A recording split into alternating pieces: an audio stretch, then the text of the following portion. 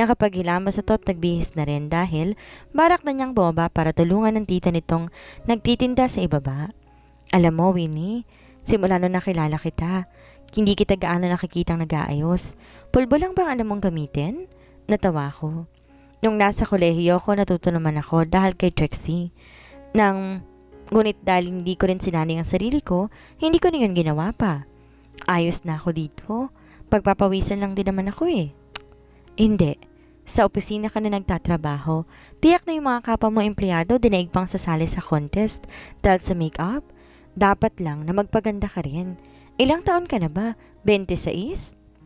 Bumuntong hininga ko. Kahit naman sabihin niyang magpaganda ako, wala rin naman akong gagamitin pa.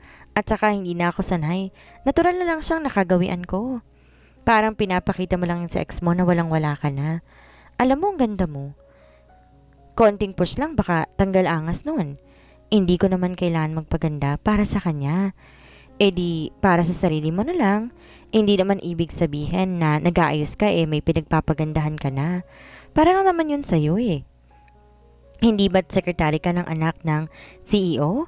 Dapat lang na magmukha kang presentable.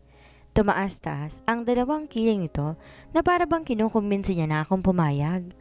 Dahil sa kaisipang iyon, may punto naman ang sinabi niya. Tumango na nga lamang din ako.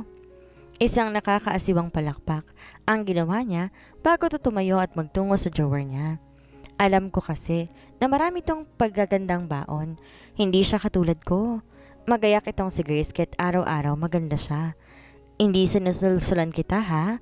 Maganda naman kasing tingnan kung desente ang sekretary. Dapat maganda ka para wala silang masabi sa'yo. Hindi naman importante sa akin kung anong sasabihin nila. Sus, ayan ka na naman. Importante yon. Kung may masasabi sila pa-okul sa'yo, hindi sapat na manahimik ka lang. Wala naman magbabago, Burgers, kung papansinin ko sila. Yun ang nasa isip nila Napakaano mo talaga. Umiling siya habang nilalagyan ako ng cream foundation. Wala akong ideya ngayon kung anong gagawin niya sa akin. Ngunit hindi na lamang ako nagreklamo kung ano ang ayos ang siyang ginagawa niya. Sigurado naghihintay na ang driver ni Riz. Sa ibaba, mauuna na ako? Nakangiti sa akin si Grace habang nagpapaalam ako. Ilang minuto lang naman niya akong inayusan. Ngunit eto siya at hindi malubayan ang titig ng aking mukha. Ang ganda mo talaga, Winnie.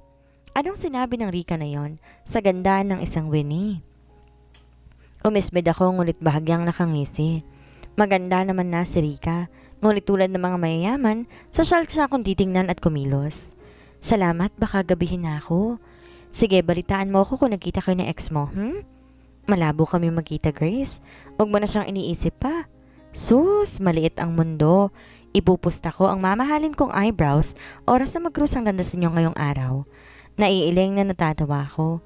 Di ko na rin naman na siya sinagot kundi winasiwas ko na lang ang kamay ko sa ere bago tuloy ang lumabas ng apartment. Ramdam kong may kakaiba nga ngayon sa mukha ko. Nailang ako dahil matagal na simula na mag-ayos ako. Naamoy ko rin ang pabangong binigay sa akin ni Grace kanina. Ang sabi niya malakas daw tong mangakit. Hindi ko malaman kung saan ito napupulot ang mga ganong ideya. Gaya lang ng inaasahan ko. Pagbaba ko ng apartment, naroon na sa labas ang driver ni Riz. Naghihintay sa akin. Yumuko ito matapos kong makalapit sa kanya. Pinagbuksan niya rin ako ng pinto, kaya halos dinaig ko pa ang isang boss kung magkaroon ng driver ngayon. Tahimik na sumakay na lamang ako. Habang iniisip ang sinabi ni Grace kanina, may posibilidad nga ba na magkita kami ngayon ni Asher? Pero imposible. Tiyak na abala ito sa kanilang kumpanya. Marami siyang po pwedeng pagkaabalahan at hindi ako kumbinsido na makikita kami. Ilang minuto na ang lumipas. Nang marating namin ang kumpanya, hindi ko na hinintay ang driver na pagbuksan ako dahil kusa na akong bumaba. Inayos kong suot kong skirt na bahagyang nagusot dahil sa pag-upo ko. Humugutin ako na mahabang paghinga bago ko giniya. Nang driver papunta sa loob, nasabi niya sa akin na naghihintay na si Riz. Medyo nahihiya pa ako dahil pasado alas 7 na at mas nauna pa siyang pumunta dito. Wala bang kliyente ngayon si sir? Nasa loob na kami ng elevator nang itanong ko yon. Umiling ang driver sa tanong ko dahilan para makahinga ako na maluwag. Paanong pagkakaalam ko may panauhin siya mamaya? Makikita mo rin yun sa schedule niya dahil ikaw ang sekretary niya. Wala sa sariling tumango ako habang pataas na kami. Iniisip ko na sana wala siyang appointment sa mga Saavedra. Ayoko mag-cruise pa ang landas namin. Matapos namin marating ang opisina ni Riz, naiwan ang driver sa labas habang ako diretso na papasok. Abala ito sa kanyang mesa na makapasok ako. Kaharap nito ngayon ang ako habang nakasuot siya ng salamin sa laptop. Nang maramdaman itong presensya ko, inutusan niya akong asikasuhin ang mga papel na nasa gilid. Hindi man lang niya ako sinulyapan dahil abala to sa kanyang ginagawa. Dahil may separadong lamesa sa loob, doon ako nagtungo dala ang mga papel na tinutukoy niya. Just arrange them by surname alphabetically. Pakisave din ang copy ng bawat estudyante. Yun ang utos niya sa akin na madali ko namang naintindihan. Ngunit nagtaka ako kung para saan ang mga to. Bakit nga mga estudyante to kung ang negosyo nila tungkol sa clothing brand? Gayunman kahit nais kong magtanong hindi ko na ginawa. Pansin kong abala ito kaya't hindi ko siya nais istorbohin. Lumipas din ng ilang minuto na magsalita siya. Binalingan ko to ng tingin mula sa kinaupuan ko habang hinihilot niya ang kanyang noo. Nag-almusal ka na ba? Magpapatid ako ng pagkain dito. Hindi na, kumain na ako sa apartment. Matapos kong sabihin yon, doon pa lang niya ako tiningnan habang nakasandal to sa kanyang swivel chair. Hindi ko alam kung narinig ba nitong sinabi ko o naghihintay pa siya ng sasabihin ko. Nakatingin na lang kasi to sa akin at hindi ko malaman kung bakit natigilan siya. Bakit sir? May papagawa po ba kayo?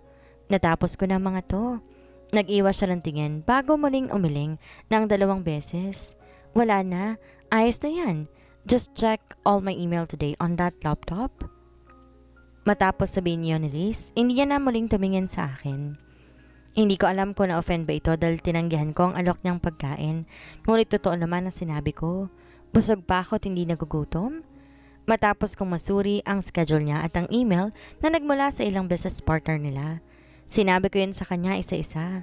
Wala naman na siyang importanteng meeting ngayon kung hindi yung art volunteer lang ang nabasa ko. Ngunit hindi ko rin alam kung para saan iyon. May pupuntahan tayong art class today, yung ipinatayo ni Daddy last year.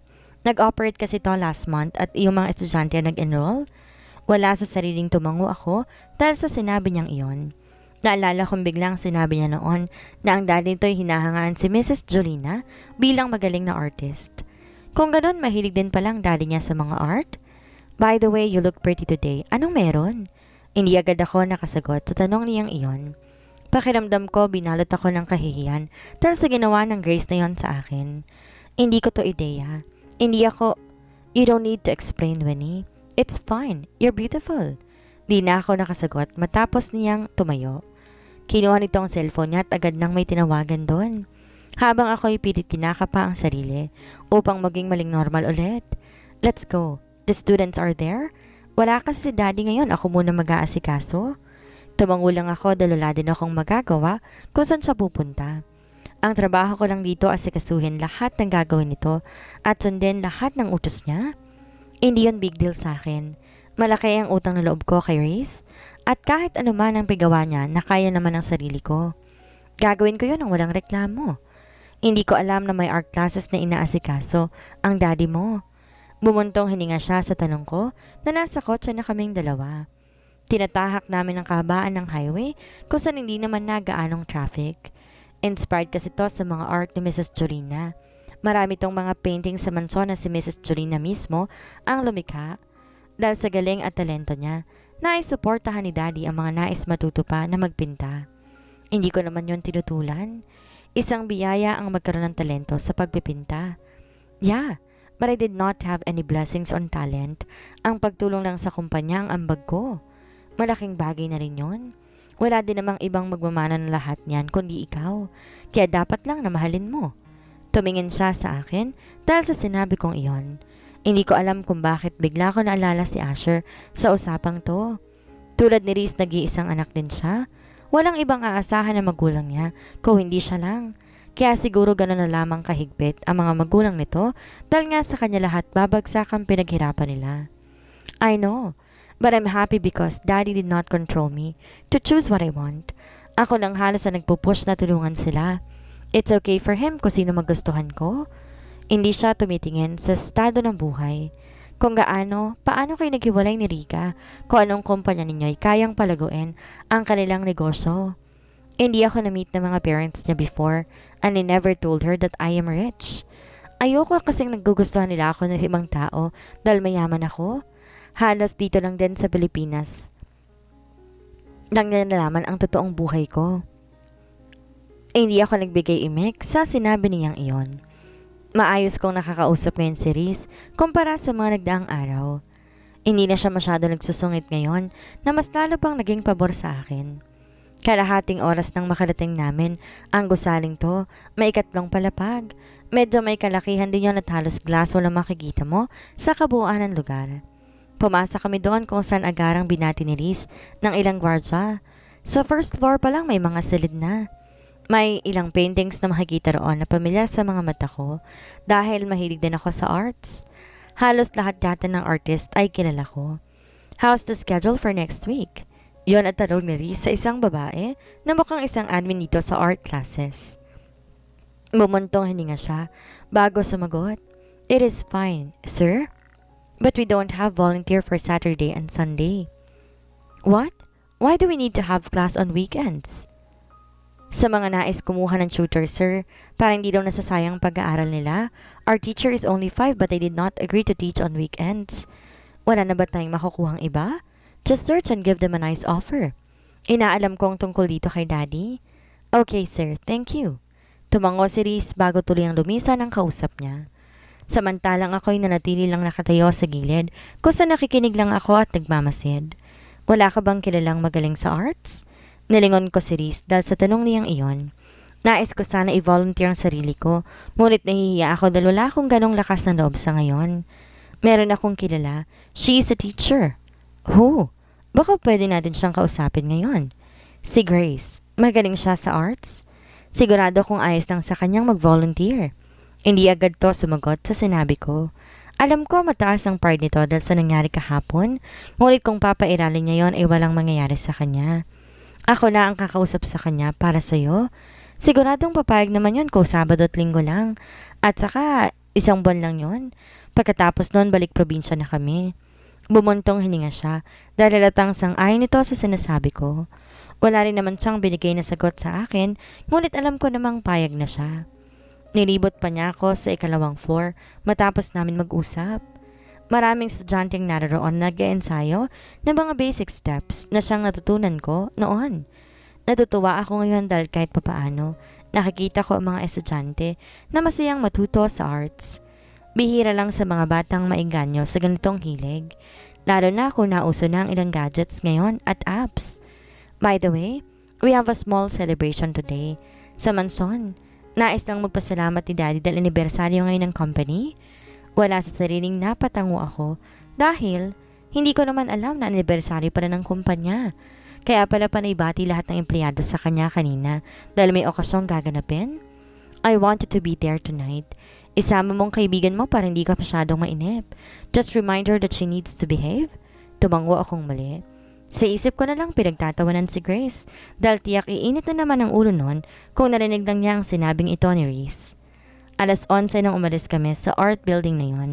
Dumiretso kami sa isang restaurant kung saan ko hindi inaasahan, ililibre niya ako. Hindi ko na nagawang ayawan pa yon dahil narito na kami at nagugutom na rin ako sa oras na to. Iniyaan niya akong mamili ng pagkain ko. Tahimik lamang din siya habang nakapandekwatrong pambabae sa harapan ko. Binabasa niyang menu, samantalang ako'y may napili na. Sinabi ko yun sa waiter na agad niyang sinulat. Si Riz naman nagtanong pa ako ng mga sangkap na ilalagay sa in-order ko. Hindi ko alam kailan pala niyang suriin lahat ng in-order namin. Sa kabila ng paghihintay namin, natanawan ko ang 2 bulto na ngayon kakapasok lang sa loob. Medyo nag-iba ang timpla ko pagkakita pa lang sa kanilang dalawa. Isang beses lang nilingan ni Asha ang paningin nito at mismong sa akin agad yun tumama. Nag-iwas ako ng tingin at di alam ang gagawin. Para bang bumigat bigla ang nararamdaman ko kahit na pinipilit kong isipin na ayos lang. Nagtataka ako kung ba't nagkakaganito ako. May ibig bang sabihin lahat ng to? May pagtingin pa rin ba ako sa kanya? Are you okay? Napapitlag ako ng bigla, hawakan ni Riz ang kamay kong nasa ibabaw na ng mesa. Hindi ko malaman kung paano ipapakita na ayos lang ang lahat. Gayong nakikita kong palapit na si Rika sa kinaroroonan namin. Mr. Isaac? Agad niyang binati si Reese pagkalapit nito sa kinaroroonan namin. Nakasunod lang din sa kanya si Asher na walang kahit anong emosyon sa mukha.